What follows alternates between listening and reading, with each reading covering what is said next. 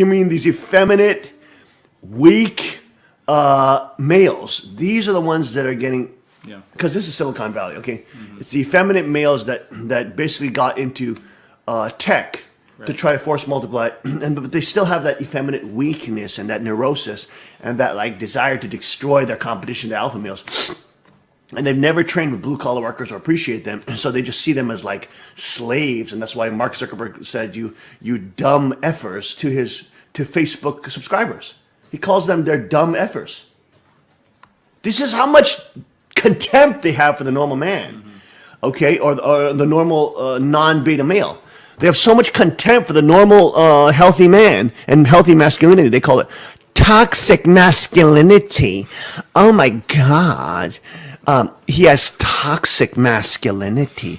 And of course, that's why beta males act feminine. They act that way as a way to sexually differentiate from masculine men. So that weak women who are attracted to weak men get attracted to them, and then they can open their legs for them. That's basically why the beta male does that.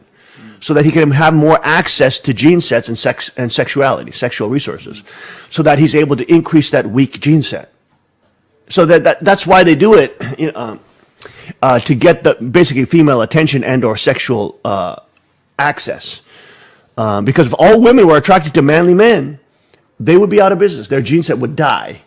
So they're basically trying to attract weak men.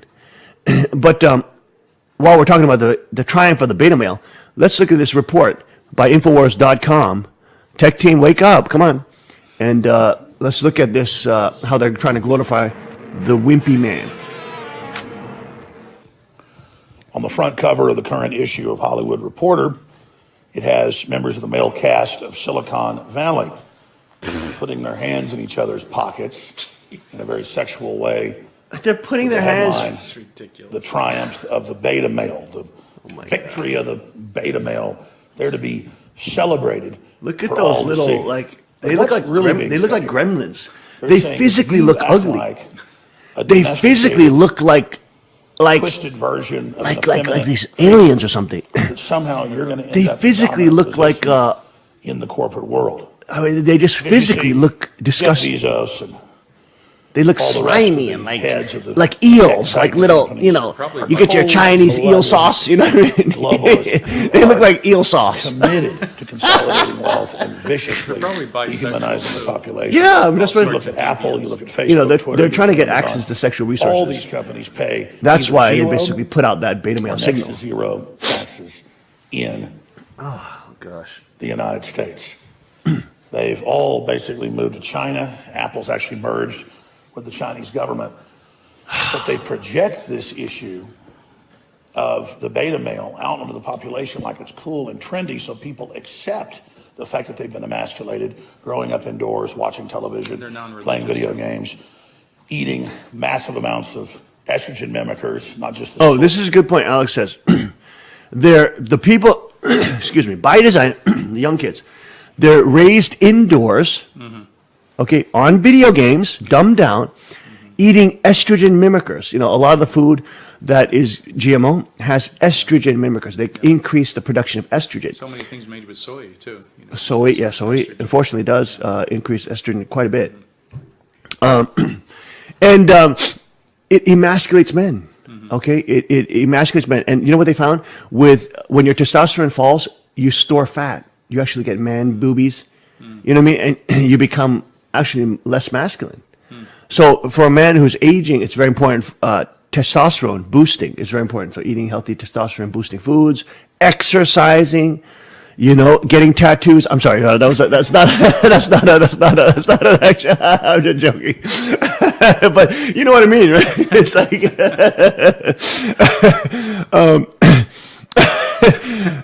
don't freak out, ladies. The kid was just joking there, okay? You know you like them tattoos, by the way, okay? But yeah, I mean, young boys are raised indoors. They're like little, like domesticated goldfish, or like, you know, guppies. They're little domesticated guppies, like trying to eat food, like, you know, They're not raised with men a lot of times. they're not exact. Yeah. Great point. They're in single mother homes. Okay, so there's no men around, so they act like girls. They're neurotic like girls. And then they Got mom saying, "Don't go outside. Don't go outside. They got It's dangerous. You There may might be a get, tick." you may get, there may be a tick. Don't go outside. You may get bitten by a tick or mosquito. Don't go outside. Stay inside. It's safer in here. Lord. And of course, speaking in generalities, not all women are like that, but most women just statistically are more neurotic than men, and that's just a psychological fact. And again, it has a microevolutionary purpose. Yeah. To have that level of neurosis to rear children and allow them to pass the threshold years of survival. Anyways, but they've been emasculated. They've been told masculinity is bad. They've been given models of heroism like Harry Potter, a total beta male. They've taken away all muscular men and all strong men from the cinemas. Unless you go to like violent movies, and a lot of single moms don't want their kids to watch violent movies, or they think any exercise of violence is bad. They grow up on video games. They're eating GMO foods with estrogen enhancers, estrogen mimickers. So they're becoming literally like testosterone down, estrogen high boys, like soy boys. And then so the only way they're going to be sexually attractive is through computers or through technology and try to make money and accrue resources. And the fastest way to do that is, of course, to collude with government and to get government contracts and to support a big state like Zuckerberg and all these little soy boys are doing. I mean, you can see that's what they do. Even the soy boys, there are soy boys who get into jujitsu and combat arts, and they're vegetarian. They're still pretty soy boy. They're still pretty leftist in their political opinions. But physically, they've got a lot stronger. They're not as feminine because they have to fight people all the time. But of course, it is a minority of people who get into fighting who are soy boys. It's not a majority. It's definitely not a majority. Most fighters eat red meat and eat mashed potatoes or whatever. Actually, fighters are very healthy nutritionally. They eat a lot of vegetables, a lot of high quality protein, because they have to keep their weight down. If you're a smart vegan fighter, you can have all the protein that you need to fight. Yeah, I mean, there are conflicting studies on that, especially in the fight world. Most fighters are not. Most fighters are not vegan. Most fighters eat very clean meats. They don't eat a lot of red meat. Eat a lot of white meat. They eat very clean vegetables. A lot of broccoli, a lot of carrots, a lot of veggies, because they have to keep their weight down too, right? In fighting, there's weight classes, right. So you want to keep your weight down. You don't want to be fat, and that's why most of them are very ripped. So they're actually extremely healthy. They're extremely healthy. They avoid sugars, like you say, many times. It's a drug. Sugar is a drug. So they avoid lots of sugars. And they don't splurge. They don't eat. They're very disciplined. They're eating. Especially around fight time. So the point is, you got all these kids who are emasculated. Yeah. And these men that are emasculated. It's an epidemic right now. And then they're trying to say that's trendy and cute. Yeah. And then you got these very weak women who are trying to make all men like that so they can try to dominate women, dominate all men, and bring in a socialist system. Yeah. Who are trying to be the spokespeople for and saying, "Oh, we girls are attracted to beta males." Well, that's the Hollywood message. That's a Hollywood message. And it's connected to a social program of control. But thank God for the women who say, "Fuss, I don't want no soy boy. I want a manly man." Thank God for those type of women, because then they become the counter voice, and then they can actually speak honestly that they are going to be physically more attractive to a man that has more physical strength, a man that can chop wood, not just look like a lumberjack, but can actually take their shirt off and cut wood and do push-ups and pull-ups and make passionate love with them and make passionate babies with them. And then, when their sons are acting up, they can lift them up literally by the seat of their pants, by their underwear, and give them wedgies. Women are just physically more attracted to stronger men who will take more risks. That's why they're attracted to businessmen. Businessmen are willing to take risks. Businessmen are willing to compete. Businessmen are not scared of competition. They have more control over their fight or flight mechanism. They're not going to break down in fear. So women are attracted, and they can get more resources if they're successful. So again, women like businessmen too. And usually businessmen are, gonna be into, appreciating stronger type of people. They're gonna appreciate people who have a stronger constitution, and are more industrious. And they don't like big government because they're taking away their hard-earned money. And they hate big government, generally speaking. Okay, Generally. unless they're crony capitalists, Right. like Zuckerberg, Unless they're colluding. who kisses Xi Jinping's booty hole. You know what I'm Right. saying? If they're He's like, colluders, yeah. yes, Xi Jinping, do your diarrhea squirt right now. I'll drink it. I mean, it's like chocolate Yahoo.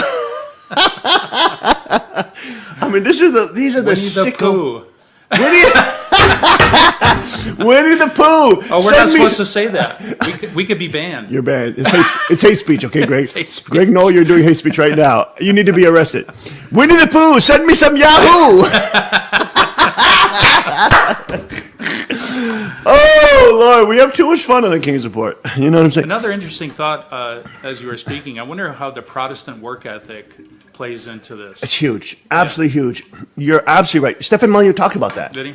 Yeah, as people got away from Catholicism and the sort of inevitability of big government above you, Right. And you had to work for yourself, Predestination, the kind of, predestination, and the sort of inevitability of this big religion sitting on your head. And they got to more decentralized religion.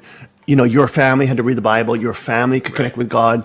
A decentralized form of religion, a free association of churches. So churches could gather together. You would come together for worship, but nobody owns you. Right. You know what I'm saying? Like the Catholic Church, And so this type of model supports entrepreneurship. It supports a family sticking together.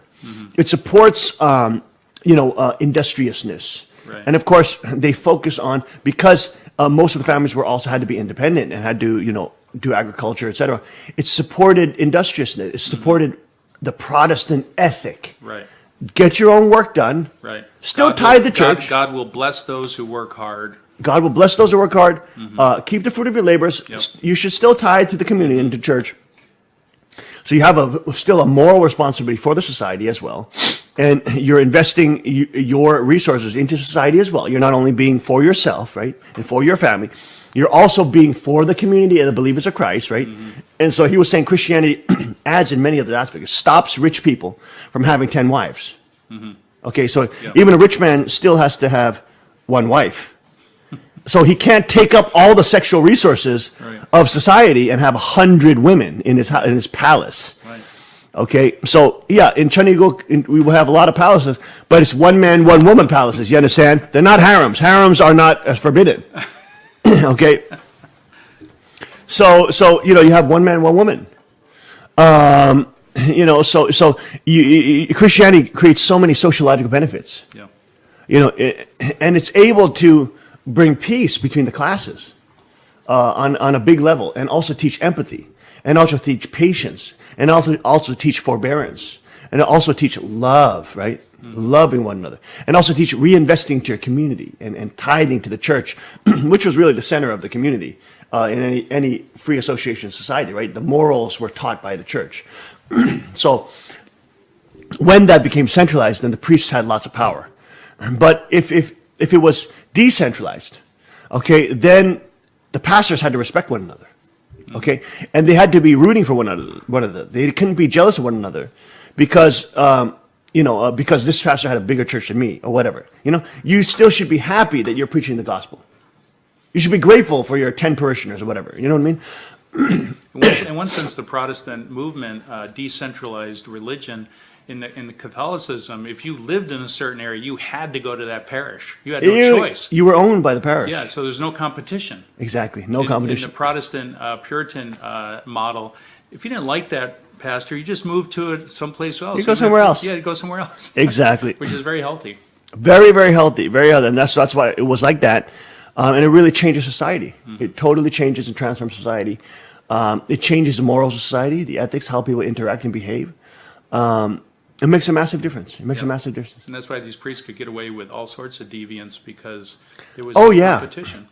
And notice how there's a high population of homosexuals that go into the priesthood. I mean, Dr. Paul Williams was doing statistics on that, and he showed that 80% of those who go into the priesthood crazy. actually say that they have homosexual attraction.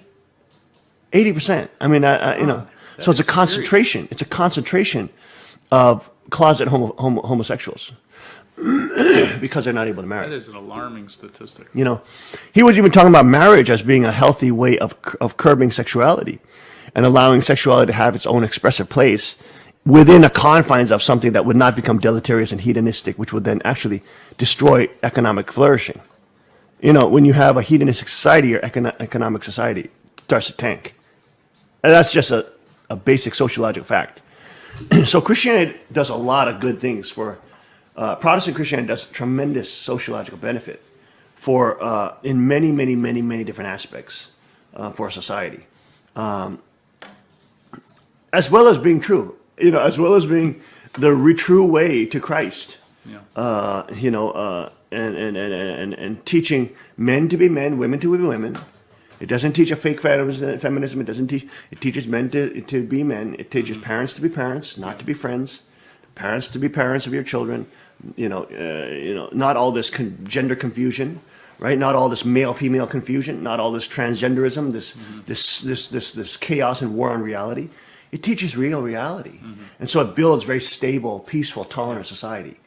But then the globalists and the Satanists use that against the tolerance against them, the Christians, to import radical Islam, import socialism, communism, you name it. And that's why in the kingdom of God, since God gives the Constitution through his kingship, that Constitution will not change. The law cannot change. And socialism, communism cannot flourish. And everybody's armed too. So if they try to do anything about it, they'll be put down by force if they have to, if Christians have to. So, thy kingdom come, thy will be done on earth as it is in heaven. Hey, let's take a short break, folks. It's 6 o'clock already. Let's take a short break. I've been having too much fun with Greg here in the morning and talking about, you know, beta males. We'll be right back after this short break. Stay with us.